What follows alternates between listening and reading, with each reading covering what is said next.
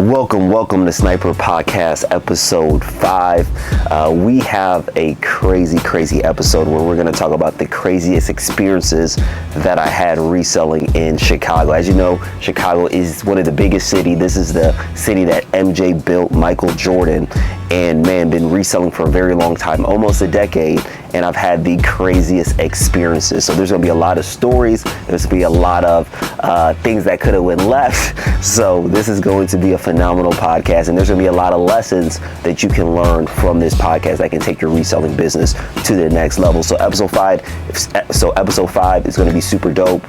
Make sure you stay into the end because it's definitely going to be a lot of lessons, experiences, and excitement. Let's go.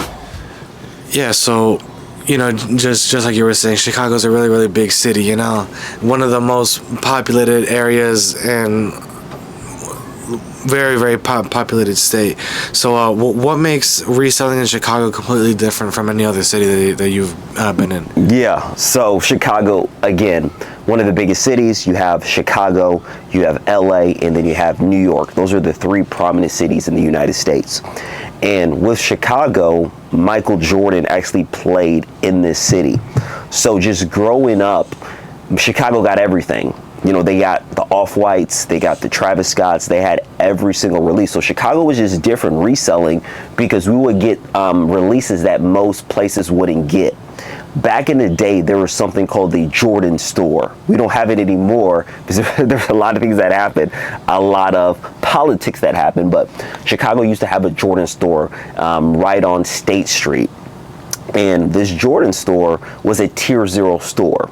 So tier 0 meaning that it gets all of the releases that the general store doesn't get. Tier 0. So there was every release. There was the Off-Whites. I talked about it during All-Star Weekend in one of my last podcasts. We had all the different packs, the Jordan packs. We got the Travis Scotts. We got just everything with Chicago. And Chicago was it had so much energy regarding sneaker culture. Again, it's MJ's, kind of city that he played with the Bulls. So it was just a whole different experience than living in, let's say, Indianapolis, or living in, let's say, even like Miami. It's just a whole different experience being in Chicago because of the rich history of the sneakers that were here, and then everybody here would go crazy. So Chicago, again, a lot of people resell as well. We had a lot of resources. That's one of the biggest things for Chicago that makes it different than a lot of the other cities. It's just the resources that we have. We have so many different Foot Lockers that you can go and get the releases from. We have so many different Champs, so many different JD Sports, so many different Finish Line, so many different boutiques that you can go and get sneakers. So just the resources here in Chicago is second to none, and you don't see it in most of the cities. So it was a great experience being here. Again, been doing it for a while, and just having the right connections was huge, being in the city and being able to maximize and make as much money as possible. Chicago is different, man. It's different because of like I said, the history.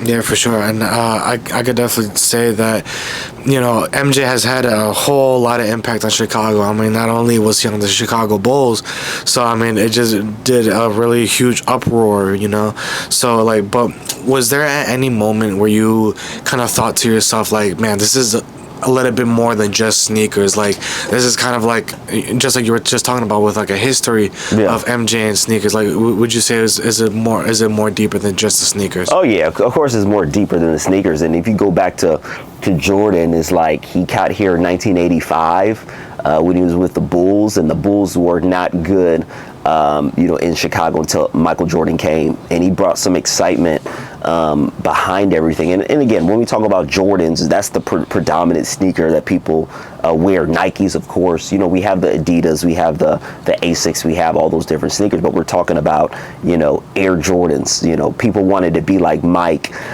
when they wore those sneakers, and that's what made it so popular.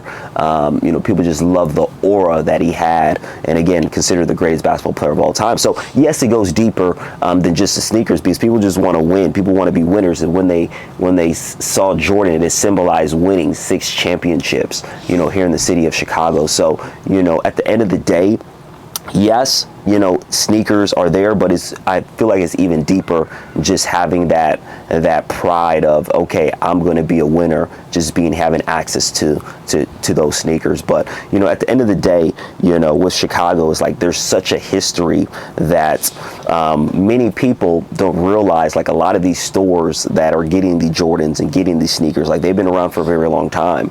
So with me seeing it, like, growing up, is like a lot of the relationships are so critical, like knowing the right people, knowing how to move around in the city, knowing what has what you're able to get multiple pairs from, where they're going to allow you to kind of maybe come a little bit early to be able to get this and that. Is like, there's just so many things that goes on, and you got to think about Chicago.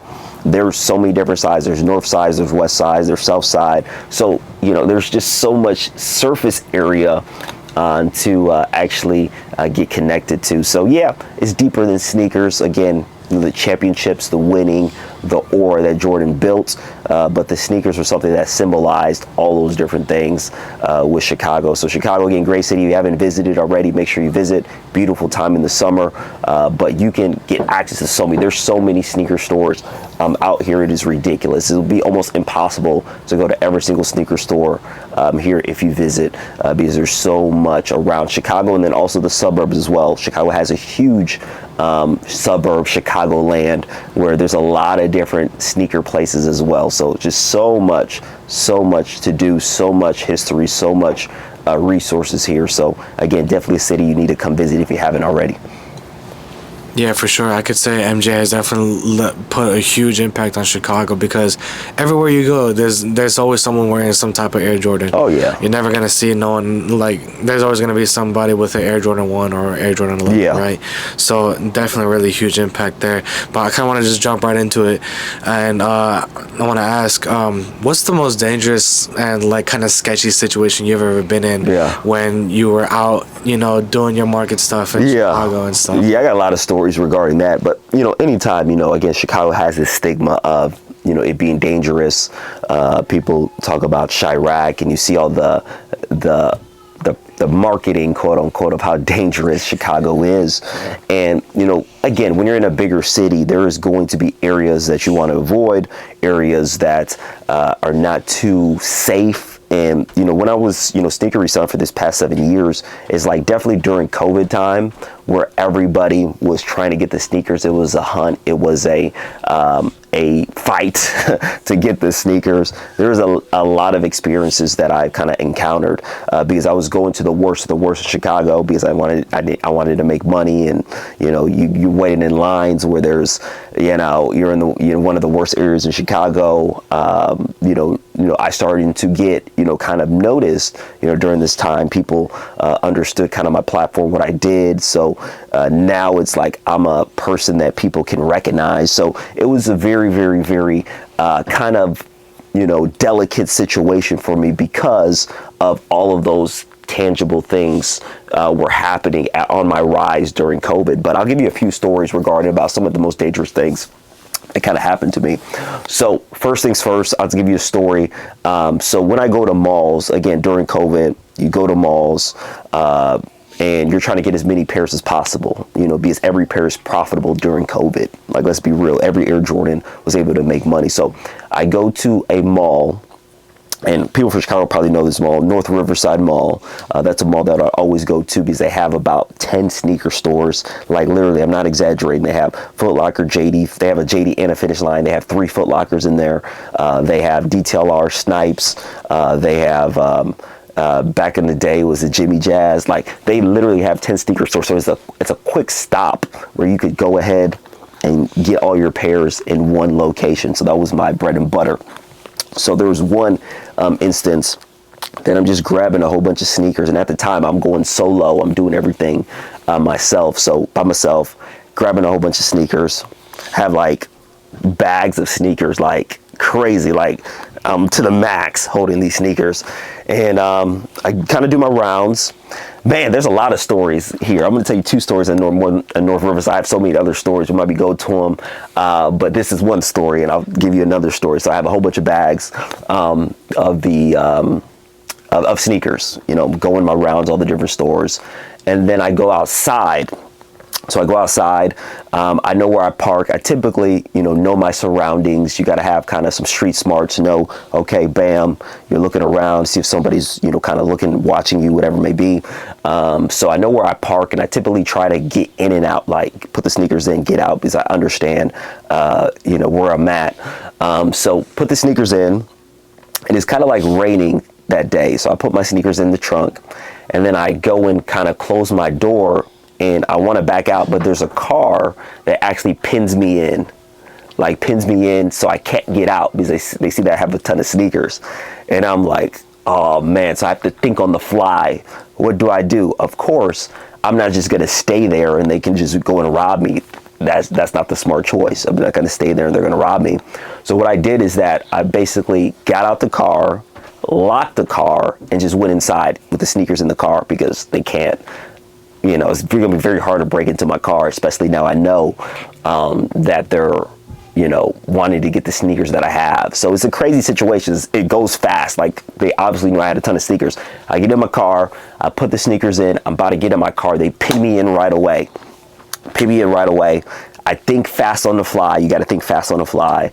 I get out the car. I go inside. So with North Riverside, there's a ton of security, there. So I get a security guard and tell him, like, hey, bro, this dude kind of pinned me in, try to rob me. So essentially they escort me out of the mall. They escort me out. And then, of course, the person leaves because, they know they're going to have security with me. And then I get out and then get back to, my location. So that's something I had to think on the fly. Again, it was probably planned. Someone with the sneakers got in their car, pinned it out. So another story for North Riverside is that same exact thing. Again, this is the spot where you're getting a ton of sneakers. So same ordeal, ton of sneakers. But like I mentioned before in the last story, I'm always kind of checking my surroundings. You just have to do that when you're getting so many sneakers, like checking your surroundings. So I see this guy, man, like he's looking at me, but it's sketchy, bro. Like they call him YNs, a young buck. Like he's just looking at me, bro. And I'm always looking at my surroundings. So I'm heading out the door and he keeps looking at me as I'm going out the door. So I'm like, oh man, bro, like I already know what it is, because again, I'm really on high alert when I'm at these malls, very high alert. And it's crazy me thinking back. It's like, bro, so much energy was invested when I'm going and getting all these sneakers. That's why I love going to the rich suburbs, because I don't have to worry about that. I love when I go to just Schaumburg, Woodridge. I'm like, bro, I don't need to worry about that. But when I go into kind of the city or in close to the city, I just got to be in such high alert. So there's this guy, but he's a young buck. I'm like, man, you already know he's thinking of something. He's looking at me. I'm looking. So I was like, bro, what I'm going to do right here is I'm going to get to the car as fast as possible, and then I'm going to back out and leave. The smart part, I should have just got security to come down with me, but I didn't. Went in there. So, okay, I'm looking at the guy. So I'm going to my car, but I'm keeping a close tab on this guy in my peripheral vision. Like I'm going to my car, but I'm seeing what this guy's doing. So I get to my car, I'm parked right here, he's walking right here. So I go ahead, put the shoes in the car, I get in my front, but I see him on one of my mirrors, and this dude puts a ski mask on. He puts literally puts a ski mask on. But I was already an alert, so I already know what's going down. So before he could get to the car, I was already out because I just knew what he was on. So again, just very high alert, man. And people are crazy out here, man. I have so many other stories. I'll probably tell them more at the end, but that's just one mall. And again, there's still more stuff from that mall, but those were the two that came first to mind of me, again, trying to kind of pin me in and kind of rob me. And then the young buck that was, of course, trying to rob me, put the ski mask, but I was already out because I already know he was just too sketchy. But those are two quick stories. I'll tell some more stories at the end. But again, That's why I'm so grateful for what I do now, is because I don't got to deal with that, bro. I don't need to deal with the mall. I don't need to deal with fights. There's another story that I'm going to talk about. It just waiting in lines. Man, I'm just replaying in my mind. There's just so many stories that are crazy. But that's why I love what I do now with bulk buying. Is like, I don't need to go to the mall. People know me already. So it's like, I don't have to deal with that. I don't have to go to Chicago. I need to go to the worst parts, grab sneakers. Like, I don't need to do that anymore, because I adjusted my strategy and I adapted. And 2025 was a phenomenal year, our greatest year in revenue. And it's going to be the exact same thing in 2026 with kind of the strategies. But you kind of see what I was doing during this time. And it was a very dangerous game I was playing. But at the end of the day, you got to do what you got to do. So those are two stories. I'm going to tell you some more stories, because I'm already thinking about stories. There's just so many stories right there, being dangerous in Chicago for sure. Yeah, that's absolutely insane that you even had to go through that. It sounds like to me that he was one of the first shiesty wearers back in the day, you know, because now kids just be wearing and again, during COVID, people love bro, there's so many stories man, I could go on and on with stories, and you saying the shiesties, man, like, they actually banned it in, it was getting so bad in Chicago, especially like towards like the south side of Chicago, with the shiesties. Like, stores would just get robbed, bro. Like, wow. DTLR, like, they would just get robbed with these kids with the shiesties. Like, it was crazy, man. Like a legit retail store. These kids would go and like clean house and rob them, like, completely. So imagine what I'm doing, trying to get some sneakers, and there's whole stores that are just getting robbed, with these shiesties and all those different things. There's just so many stories that I got. And this is specifically during like that COVID time, because there's just so much hype, so much excitement, so many people getting sneakers. Like, the lines were crazy. Man, I'm excited to tell more stories. But yeah, there was a lot of experiences that I saw, man. Yeah, dude. I mean, that's absolutely insane. But kind of going on to my next question here. Was there ever, I'm sure there's many times, but if there's a time that you could recall where there's a point where you just had to back down from a big deal, like, maybe there was a sneaker that you got for really cheap, but it was just too sketchy, the situation, or like, So here's one of the things right here. So there was during like the start of COVID, and there was a Jordan 13 grade school sneaker, and at the time I was selling a ton of sneakers, but it was tough because there was, again, there's no malls open during COVID. I'll paint the picture for you. There's no malls that are open. There's I'm still selling the sneakers. Online botters are going insane because everybody knows there's sneakers that have resale value. So people online are botting. And there was this Jordan 13 I sold. It was a green. It was like a teal green. And there was a lot of people that bought that sneaker from me. And I just couldn't get my hands on enough pairs because the stores were closed. Everybody was botting this sneaker. So I was looking everywhere on how I can get this sneaker in Chicago, man, from different resellers. If stores were able to kind of get it to me on the side, like I was trying to figure out how the heck I can get this sneaker, because I just made so much money with this sneaker, and I didn't want to refund my clients because I would have made a huge profit. I was selling, like, put this in perspective, there was one pair of this sneaker I think I sold for $1,000. Like, it was the craziest deal ever. This is a grade school Jordan 13. And I think I made a video on my YouTube channel of the craziest. Like this sneaker right here was nothing special. And I actually sold a pair for $1,000. $1,000. So again, I'm getting so many of these sneakers. So you understand, I'm trying to find this sneaker, but it's super hard. So I find this guy. I see him in Facebook, some Facebook groups. I see him on Marketplace, and he had that Jordan 13. And I'm like, okay. This is gonna be good. I'm gonna get this Jordan 13. So I message this guy, bam. I tell him, like, bro, give me your number. So we're exchanging times. But something that was sketchy about him, looking back, is that he like, I messaged him early in the day, and he's keep kind of pushing it back to nighttime, where he's like, bro, okay, bam, no, let's read this time, man. So him always like changing the time he wants to meet until it's night. But I'm so thirsty because of how much money I make, and now your common logic goes out the window because you're just so thirsty, like, man, I'll make so much money with the Jordan 13, and you're just, it goes out the window because of the money of it. So this guy, again, he keeps pushing it back. He's like, man, I'm in Indianapolis. I'm coming back home. You know, here, no, let's go this time. And I'm like, okay. So it gets late, like maybe like 11 p.m. And he lives right by like Proviso East in that area. So about Maywood. If you're in Chicago, you know where Maywood is. So he's saying like, okay, I was like, man, bro, send me the address.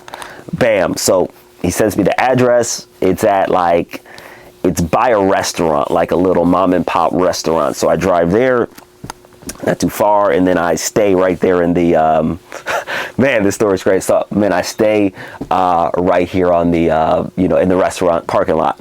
So I call him up. He's not answering. I'm texting like, hey, bro, I'm here, man. Let's get this deal done. Again, sketchy situation. First of all, when you're meeting up with somebody that you've never done business before, meet in a public place. And number two, make sure you're not meeting at night. So I already broke those two rules right there. So again, I'm in a bad spot. So now I'm texting him. He's like, yeah, bro, like, yeah, come inside this neighborhood. So there's a neighborhood inside of like, here's the restaurant, and then you go into like this neighborhood right there, and he tells me to go inside that neighborhood. I'm like, nah, bro, I'm not going in that neighborhood, bro. Just come out here. He's keep on changing like what we're doing. So now when I'm there at 11 p.m., I'm catching on like, bro, there's something not right with this situation, because he's changing it up. I'm here. He's not answering the phone. He's texting me. Now he's texting me to come up to the door to a house, and I'm like, bro, no, bro, I'm not coming to that. He's like, hey, bro,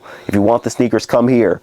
Something about, yeah, I'm at my baby mama's house, like stuff like that. I'm just it's at my baby mama's house. I can't come up to the door. And for a second, I'm still thinking about the money, like, bro. But again, my common sense and, kind of the street smart is like, bro, it's not worth it, bro. It's not worth it. It's night. You're not going to go into a neighborhood that you don't know. He told you to meet here, but now he's changing it up. And at the end of the day, I'm like, nah, bro, like I just say, forget about the sneakers. So I leave that location, and I'm like, bro, this dude is definitely going to do something, jump me or whatever. So I go into the Facebook group and I tell everybody about this experience, about this guy. And I'm like, hey, bro, this person XX, I went here. I'm just telling people like what went down. And it's crazy. When I tell this experience, I get a whole bunch of comments on this experience. And there's people like, yeah, he robbed XYZ. Yeah, this dude is, he's not legit. He's been robbing people. So I got myself out of a really bad experience. Just, not, I was excited for the money, but when it got to a point where he was just keep changing it up, I was like, bro, I'm not going to do this. But yeah, man, I put out on the Facebook group, like my experience, and people like a whole bunch of comments talking about this guy, how he was like robbing people, XYZ. And it's crazy, man, that I got out that jam, not actually going through it. But again, there's too many red flags at night, changing the time, meeting out, kind of, late, me wanting to come, him wanting me to come up to a house that I don't know. Yeah, man, it was a bad experience. Luckily, nothing happened. But yeah, when I made that Facebook post, a lot of people said all the stuff this guy has done. So yeah, that was a crazy experience that I had to back down from a deal that would have made me a lot of money. So back to the Jordan 13, I ended up finding it. There was another guy that had a back door to a store. What a back door mean is like a store funnels this guy's pairs, and I was finally able to find that sneaker. But again, sometimes when you're too thirsty over money, your common logic goes out the window. So that was definitely an experience that could have went left bad, but fortunately nothing happened. So that was kind of one of the things as well. Yeah, you was really thirsty because at 11 at night and going into Chicago. Yeah. When you seeing all that money, bro, coming with these sneakers and you need them, logic comes out the window. For some grade school pairs, too. Yeah, grade school pairs. Grade school pairs were selling a lot during COVID. Every mom and dad was trying to buy their kids sneakers with, all those, kind of the free money people were getting. So yeah, it was a crazy time. Now I don't sell grade school anymore, but back then grade school went crazy for sure. So guys, man, I know you guys are enjoying this podcast, but I want to remind you guys, make sure you're at the free live training. This right here is phenomenal. It has helped so many people get to the next level. I'm going to tell you a quick story. So one of my clients, Fabian was actually able to do $1 million in revenue, and he's been crushing it. He's been doing a lot of consignment, StockX Flex, but he's been able to get sneakers in bulk, the most hyped sneakers, the most profitable. So I'm gonna be talking about how you can be able to do that during my free live training. Make sure to hit the link in the description section right there, sniperkicks.info. You're gonna have a fabulous time. You're gonna learn so much, and this has helped so many people, hundreds of people, be able to make profit in their sneaker reselling business. Make sure you click on that link right there. See you guys soon. Let's get back to the podcast. Kind of a little off topic here. And there's something that you always say, some of these resellers, they're not professional. Yeah, they're not professional. So the guy is saying he's at his baby's mama's house. Yeah, like, bro, like, come up to the door. I'm like, bro, I'm not doing that. I'm not doing that, bro. That's insane. That crossed the line for me. I was like, yeah, bro, this is not a good situation for me. But thank you, I didn't go there, because again, this dude had a track record of scamming people, robbing people. Yeah. And I think people would say he will keep switching his profile on Facebook so people wouldn't know it's him. But yeah, it was a bad experience for sure. Definitely, yeah. Thankfully you got out the situation. Yeah. But going on to my next question here. What was the most amount of money / like how many sneakers, like in mass quantities, were you able to sell in one day? Like back in COVID time, not during bulk. You were able to sell a bunch of stuff, grade school sneakers. How, like, from the top of your head, can you remember at any point, was there like a huge amount of bulk that you were able to make in one day, or just the amount of sneakers you were selling in one day? Yeah, during that time, man, going store to store. The craziest thing, guys, and this one is really, man, I'm going to give you guys a down memory lane. I got to think about the specific amount, but grade school sneakers changed it all, because again, if you're only going for men's like I do today, there's only so many pairs. But when you go into grade school and it's profitable, you're able to get way more pairs, because now you're tapping into another market, which has 3.5 to 7. So that was a game changer. So back in the day during COVID, Foot Locker, Champs, Foot Action was gone, but those retail stores, they gave you 2 days to pick up your pairs. 2 days to pick up your pairs.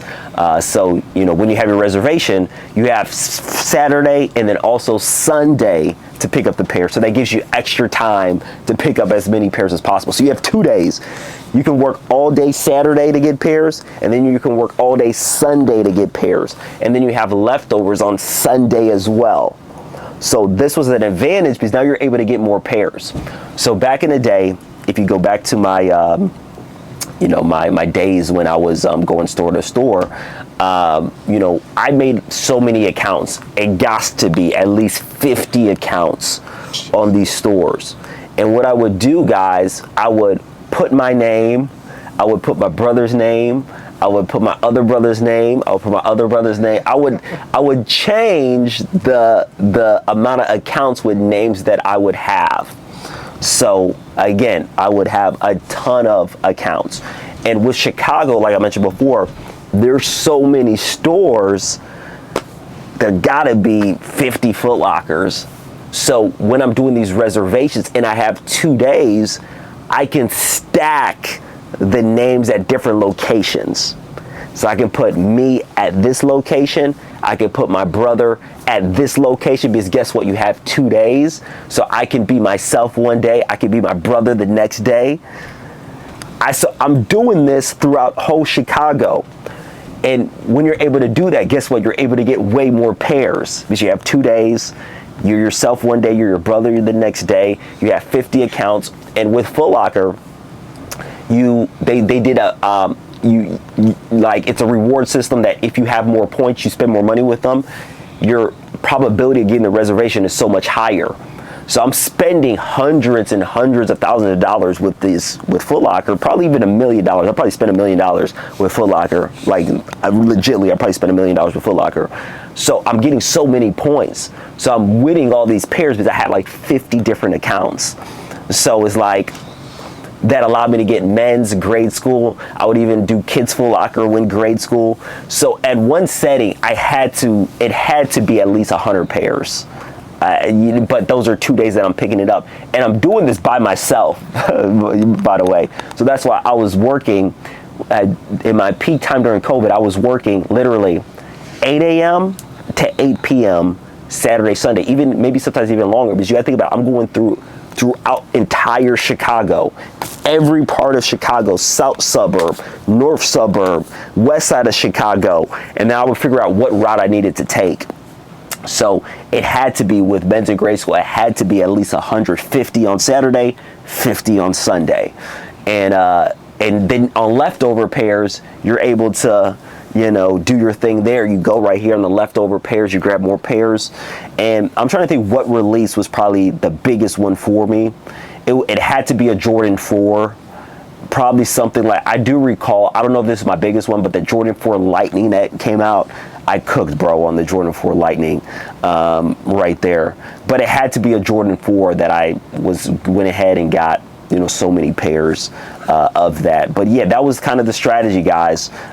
Going to, bam, make 50 accounts with all my brothers. I have 3 other brothers.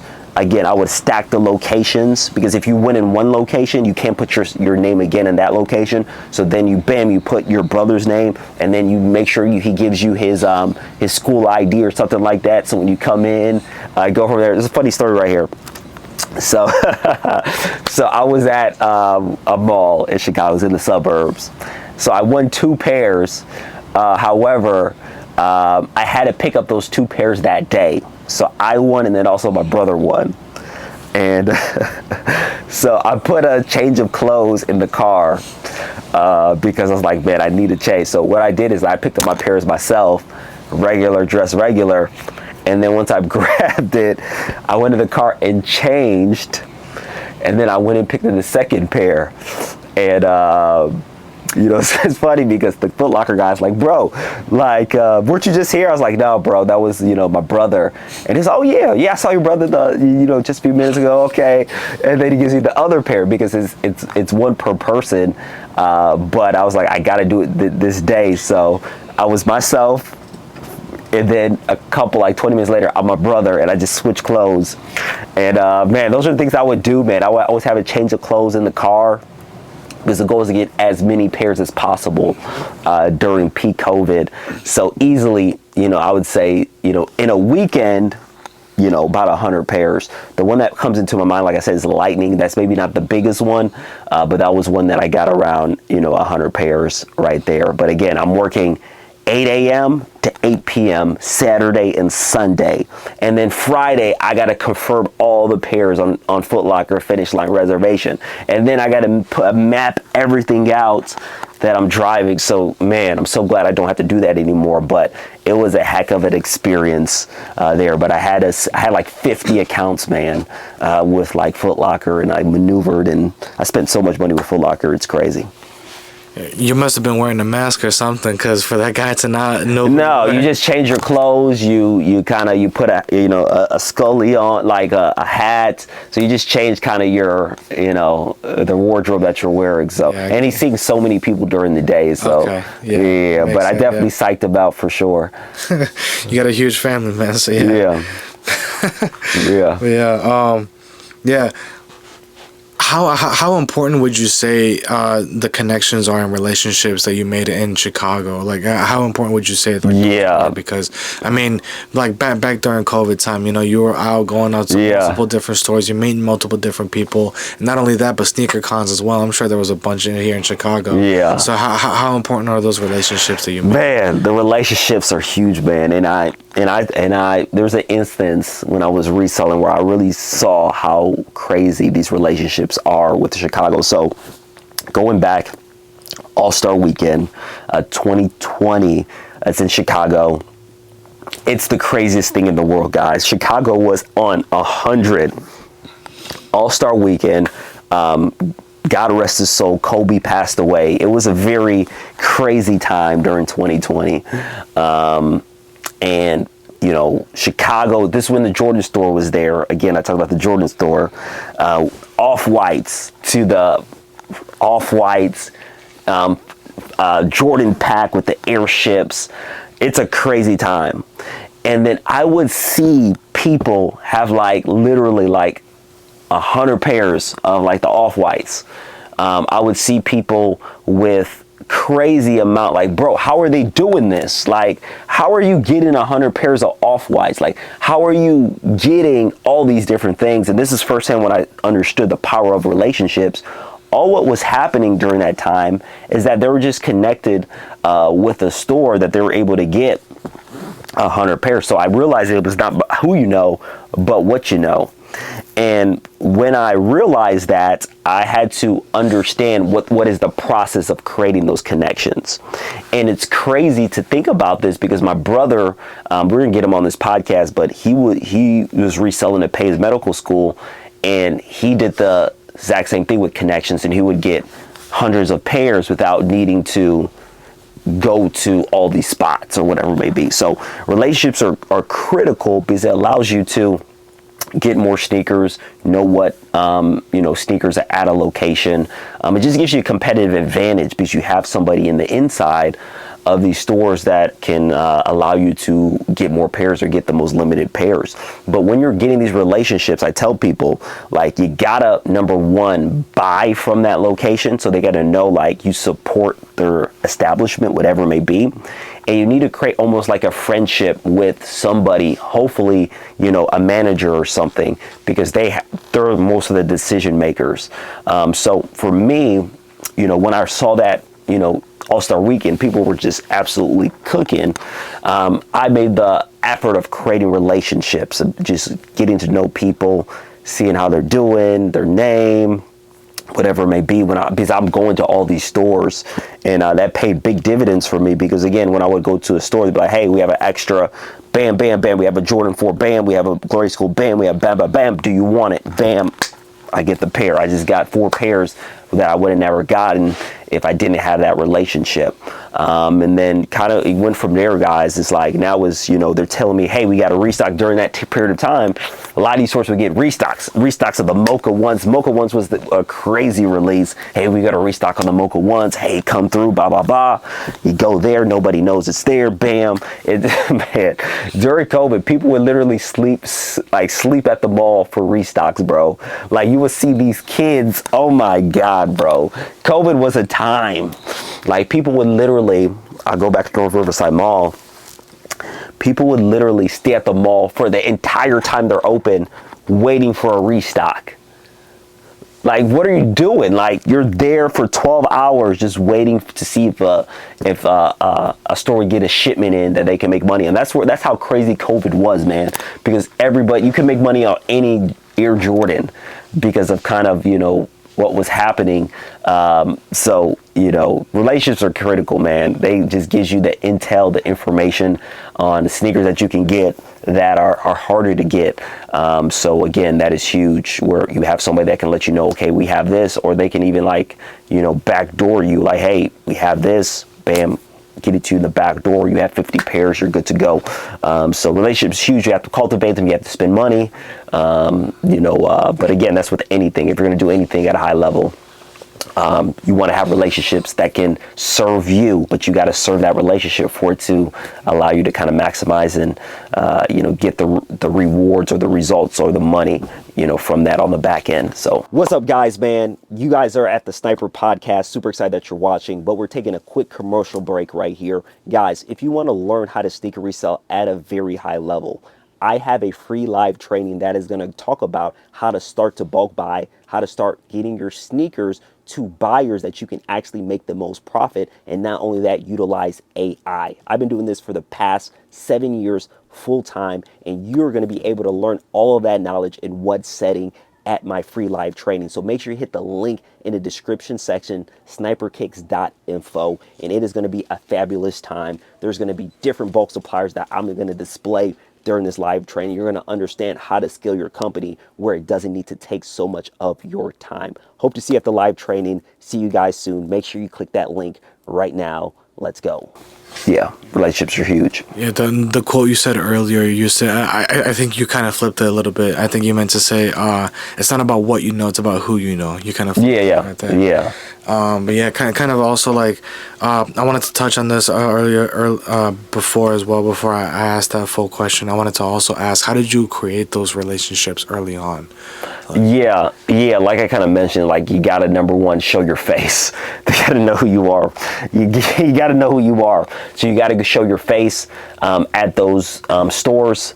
You gotta talk to them. You gotta kind of, ask them questions like, hey, how's your family? Again, all those things play in of creating those relationships, but you gotta show face and you gotta be friendly. People want to serve people that they like. If they like you, then the probability of them, kind of hooking you up is very high. If you just go to the store, you don't talk to anybody, and you just do your thing, again, it's probably not gonna be a relationship where you can actually have the hookup. First thing you want to do is you need to shop there. You need to spend money. Number two, you gotta have friendly conversation. You gotta keep coming back, be a familiar face. And then once that happens, you can ask them like, hey, are you guys getting the bam Jordan 11 Gammas?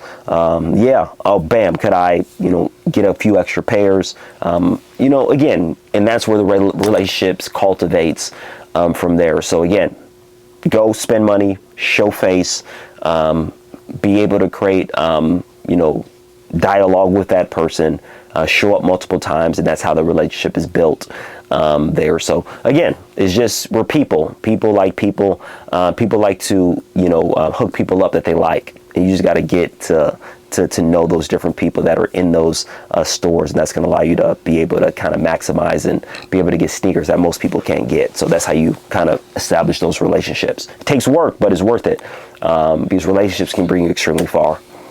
Yeah, for sure. I've definitely seen it firsthand at a few stores. I remember being in line for the white cements when they came out.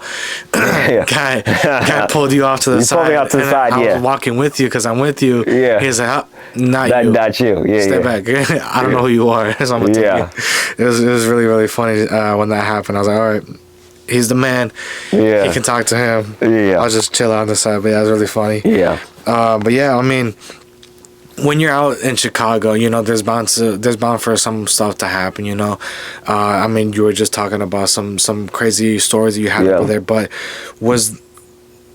did you ever have a mistake that happened in Chicago that you'll never forget, and like that you learned from that lesson, something that happened while you were there, and it's just like, man, I'm never gonna do this again?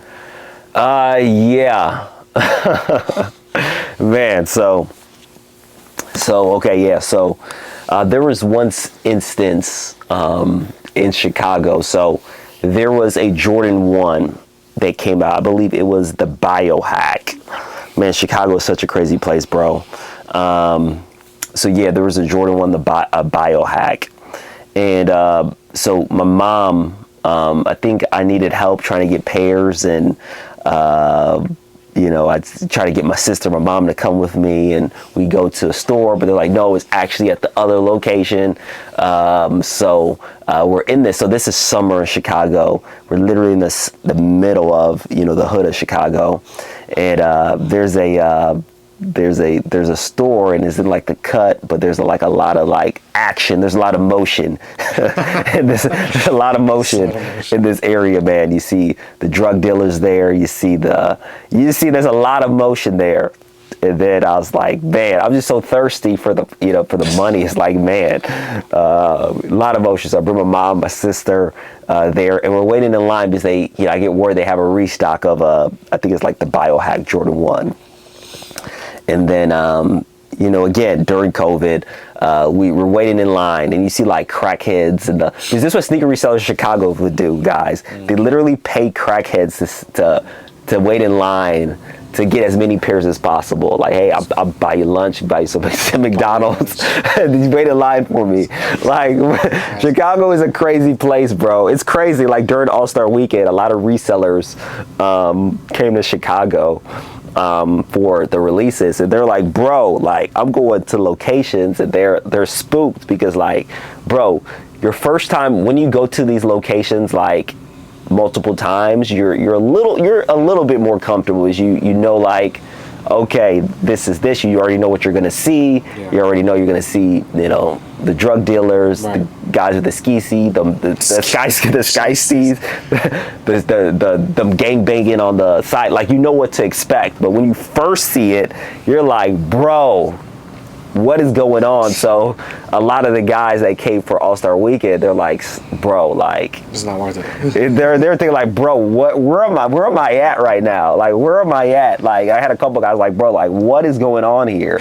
Like, so, you know, again, so I've been to this location before, so I kind of know what to expect. But then when bringing my mom and my sister, they're like, bro, where are you bringing me, bro? Like, where are we at? Like, it's rough. Like, where are you bringing me? So we wait in line at this location. It seems like forever. Like I said, crackheads in the line, a lot of people, baby mamas in the line screaming, like, I need my sneaker. You know, it's just ruckus, bro. Just ruckus, bro. So we go there, get a sneaker, but then there's another store on the side, and then my sister, she was like, bro, she's spooked. So we go to the other location, but we're like walking super fast. And then this lady's like, hey, bro, you don't be running over here. Like, you know where you're at. It's crazy because it's like, the mentality is like, man, like, you shouldn't be, like, you got to move differently, you know, with that. But yeah, we go to the second location, but it's crazy because when we leave from this location to the next location, the line actually gets robbed at that location. Like, everybody in that line gets robbed. They tell them to pull out their wallets. That's crazy. You know, it's crazy, bro. Like, so that was the moment where I realized, like, it's not worth it, like, to bring, like, to just wait in line, especially at certain places in Chicago. Like, certain places in Chicago, you just don't be outside for that long. Right. So again, we go to this location, we go to the next location, and in our midst going to that next location, this line right here gets robbed. So we just and then we go to the other location, so we just missed, like, this line getting robbed, just tell them to pull out their wallets. Again, it wasn't anything violent per se, but it was still a robbery with all these people. So at that moment, I learned, like, hey, like, certain locations, like, don't even involve your family with it. Because, like, man, you know, me being so thirsty for sneakers, it could have put them in a situation where, you know, again, that you never want a situation where, you know, your loved ones are in. So that's the mistake, and that's what I learned is, like, if I'm going to bring my family in, bring them to, like, a Woodfield Mall or you know, a Fox Valley Mall. Like, don't put them in that area where something can, you know, go down. So that's something that I learned. And man, you just got to move differently, man. It's crazy, man. I've been to so many places, and it's crazy. It's just crazy, man. Like, all the places that I've seen just off sneakers in Chicago that I probably would have never been to, just knowing all of Chicago, just because I had to go to all the different places to get the sneakers. But you definitely got to move differently, man. You got to move differently. So that's a mistake that I made that I never made after that moment of, you know, kind of bringing people with me. And again, I tried to, like, it got to a point where it's like, man, I'm going to just not go. You know, again, I'm just not going to go. It's not worth it. It's not worth it. So, yeah, that's, you know, that's right here. That's a learning lesson for sure, a mistake that I made. So. Yep. Bring your whole family. I mean, yeah, you gotta really be careful with that. Yeah. It's insane. Yeah. But yeah, was there ever a time when you're reselling in Chicago, it kind of felt a little bit not so much like business, but you're just trying to survive instead? Like, was there? I mean, you said telling all these crazy yeah. Lines getting robbed and stuff. I mean, I don't want to paint a picture like, man, you know, again, Chicago is a bad place. It's not. Like, these are like stories of me going to these stores every single weekend. for 12 hours Saturday and Sunday. So you're bound to have these experiences if you're doing this every single weekend. You're going to every part of Chicago. You're going to have stories like this. So I don't want to paint the picture like, man, this is a bad place. And no, like these stories are going to happen when you're doing it so much. But I can say this, after having these experiences, absolutely, you have to move different. Reasoning why is because you're known. I'm starting to get known. People know me. You're not going to great locations, and you can kind of tell like when you're not going to the best locations, because like the way people would drive, in these locations is like, bro, like, man, like the way people would drive is crazy. It is crazy. But yeah, again, you're always having that, you're on high alert, so you're never relaxed. Yeah, you're really having to move differently. You got to be really alert on your surroundings. Like you just got to be alert in your surroundings. Like even when you're driving through certain places, like, man, I'm going to tell you another story. So one of the biggest things that I do when I'm driving to these stores is that I'm never going to go inside of a neighborhood that I don't know. Like for instance, if I miss a spot, go into a neighborhood, you just don't know what's going to happen, because again, you just don't know where you're at. So there was one time when I was going to a store, and it was like, man, like it was a really rough area, and I missed like a turn, and then like I turn into like a neighborhood that I'm not familiar with. And I'm trying to get out this neighborhood as fast as possible. And it's like, bro, they're gang banging here.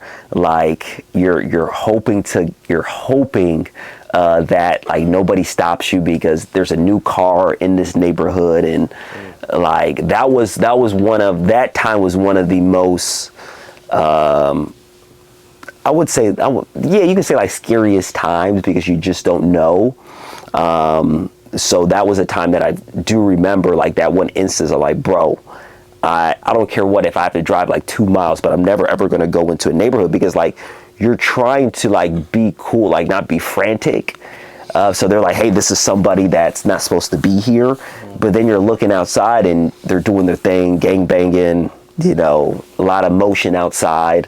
Yeah, bro, it's like, man, I knew for sure, like, if I had my game plan for the weekend, I already knew like what part of my day where I would have to be high alert, because I would section out where I'm going based off, bam, going to certain location, because you want to do everything in nearby. You don't want to go to the Woodfield Mall and then go to the west side of Chicago. Like you want to do everything in the area and then weave your way through. So I already knew what part of my day where I would have to be a high alert. But it's crazy, man. Like, and this is on the news, so everybody can look this up. So it's crazy. There's a mall. It's called Ford City Mall. Again, this mall is not super rough or whatever it may be, but it's, in Chicago, and it's crazy. Like I would go to this mall, because I want to say it's a big mall, but they have 2 Foot Lockers, Champs, they have all the DTLRs, all those different things. So I would go to this mall, and it was good. It was very easy to get these pairs, but there was actually a time, I think it's a little bit towards the end of COVID, like one of the workers got shot in the actual mall. I'm assuming it was a situation where a person that he was in it with saw him there, and it's crazy because a lot of people was messaging me like, hey, Sniper, you saw in the news someone at Foot Locker got shot. So it's like those are those situations where you're in, like, you just got to be aware of your surroundings, like, so that's kind of one of the biggest things, regarding that. It's just you're not in survival, but if you're not going to the greatest area, you're going to be on very, very, very high alert. So, again, thank God I don't have to do this anymore, going mall to mall. I know, Carlos, you got a little perspective on that when we went for the Gamma release, and there's a lot of people in line. Guys, lines in Chicago is the worst, bro. It is the worst, especially like because again, people you get arguments and bro, there's a lot of stuff that goes down, but yeah, again, you know, if you know you're at not the worst area, you do have that very, very, very high alert feeling. So I wouldn't call it quote unquote survival, but again, you just got to know where you're at. You got to move the right way and kind of go from there. Yeah, and I remember that line in for the Gammas. There was a baby mama yelling at me. He's like, "Put your phone away." Yeah, I was recording. We're going out there doing some stuff. But yeah, and I wouldn't really say it's it's not only in Chicago, but and a lot of other big cities. It could be out in L.A. It could be out in New York. So it's just really kind of knowing your area, just like you were talking about, knowing your surroundings, and not necessarily survival, but high alert. Yeah, you should be high alert. And plus, I mean, you were thinking of it like a business. You were thinking about where you're going to go first, and then being around your area still. So makes sense there. But I did get a little bit of a taste of it, of seeing like what it looks like going out to stores, but I prefer bulk, but kind of going right here, like at one point, was there at any point where you're like, man, I'm done going out to all these stores, and I just want to be able to get it in bulk? Like, at that first point, where was that for you? Yeah, so towards 2023, in that time, again, COVID is on this tail end. At 2023, and every sneaker is not making as much profit. The reason why I went store to store was because there was a lot of money to be made store to store. There's a lot of money to be made store to store. So I understood, like, okay, I'm willing to take quote unquote the risk because I'm going to make a whole bunch of money. So during 2023, where it started to slow down a little bit during COVID, the end of COVID, where every release is not $100 profit, that's where I started to slow down with in-store, because the money wasn't there, and it wasn't worth me just making $20, $40 each pair for me to go to all these different places. So that's the reason why. And again, transitioning now to bulk buying is like, okay, the opportunity, you got to always adjust. You're going to adapt or you're going to die. And one of the things that I realized, like, okay, I need to start adapting now, and that's where bulk buying came into play, where I don't have to have the spend all my time, again, 8 to 8, 2 days. That's essentially 24 hours over a weekend. Then I'm going to all these places, and now I'm able to get more pairs in less time. So bulk buying was definitely an adjustment that we made to, but the way the market went with people not having as like everybody and their mama had so much money during COVID, and the pairs weren't going for $100 profit each. That's where I kind of stopped going to every single store and just pick certain stores. Like I would just go to North Riverside or whatever it may be, so I can just get those pairs there and go from and get back home. So that was kind of the moment where I stopped doing all of these stores, going to all these places, and then kind of made the adjustment and adapted. Like, okay, I can actually get these in bulk, and I don't have to spend so much time doing that. And that was a game changer. And again, emotionally, it's, again, like I said, like you're going to, all these, stores. It just takes a lot of, you got to watch your back. Like it just takes too much, kind of mental space, where bulk buying is very easy. And then you go from there. Yeah. Really good mindset right there. But yeah, kind of wrapping up here. This is the last question I got for you. What is some advice that you would give to some sneaker reseller who wants to, not only in Chicago but like in other major cities?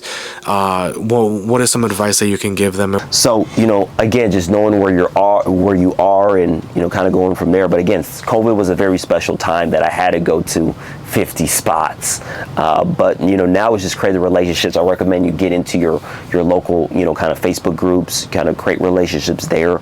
But yeah, sneaker reselling is definitely dope, man. Like it's such a fun experience. I know Fox Business put a stat out there that sneaker reselling is going to $30 billion by 2030. That's in 4 years. So maximizing it, man. And again, if you're new to reselling, just understand the basic principles.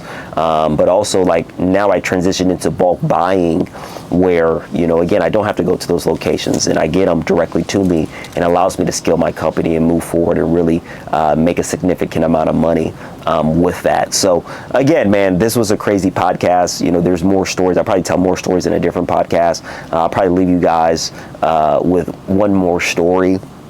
You know, it's crazy. Well, we're gonna leave you guys with one more story. So I drive a Jeep Wrangler, and I don't have tinted windows. Guys. I have so many stories, so make sure you're subscribed to the podcast wherever you're listening to, watching, because I have so much more stories for you guys. So I don't have tinted windows, and literally I would fill my car to the brim with sneakers. Remember, I said, like, there's times where I get 50 pairs in one day and I'm going to all these locations. So one thing, I was at a spot, parked there, I'm going into a mall, get the sneaker, I come out, and I just see like 3 people like trying to like break into my car. They're trying to get in there with force. They're trying their hardest to break in. And then I kind of like hit my keys, like the panic mode on my keys, and then they just scatter and run out the way. So like, even like stuff like that, guys, like you worry about, like, and then I started to realize, like, okay, I need to cover the sneakers with a blanket or whatever it may be. Maybe I should invest in some tinted windows. So those are the things that you think about when you're going to all these locations. But that's another story, guys. I have so many stories. Like, we don't have enough time in this podcast for me to tell every single story that I've kind of experienced reselling. But guys, hopefully you enjoyed this podcast. Again, definitely dope. Just talking about Chicago, the experiences, the things that I kind of had to get through, scary situations, all those different things I had to maneuver, mistakes that I made. So guys, man, hope you guys enjoyed. Happy New Year to everybody. Hope everybody enjoyed the new year. 2026 is going to be a big year for everybody, especially for this podcast. So hope you guys enjoyed. Talk to you soon. Snapper Keats is out. Peace.